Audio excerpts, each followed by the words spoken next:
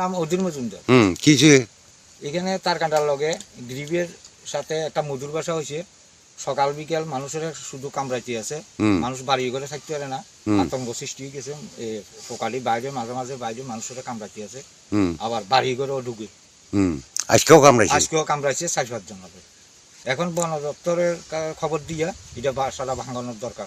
মানুষজন যাইতে পারে না, এটা তারগাড়ার হেদিকে বাসাটা মানুষজনের খুব আক্রমণ, খুব বৃহৎ কামড়াইতে আছে। কত জনের কামড়াইছে? 3-4 জনের কামড়াইছি আজকে। আজকে। কি নাম আপনার? আমার নাম শঙ্কর দাস।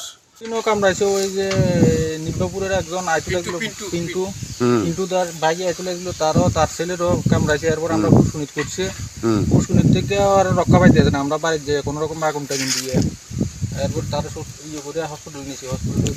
হাসপাতাল ভর্তি? চিকিৎসা হয়েছে নি এখন? চিকিৎসা এখন হয়েছে।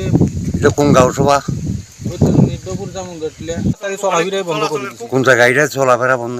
এই তো জামুনদার টিলা মানুষ যায় না এখন? যা কম যায়, চলাফেরা করে কম। মধ্যভোগীর আতঙ্কে? আতঙ্কে মানে করুণ অবস্থা গেছে। আমি চোখে মুখে রাস্তা দেখি না এই অবস্থা। তাহলে অল্প দিন বাচ্চা গেছেন? অল্প বাচ্চা গেছি। আমার সাইকেলে আমি টান্না চলে যাইছি। আজকে ঘটনা? আজকে সকালে ঘটনা। কোন জায়গায় এটা? এটা নিব্বপুর লালটিলা।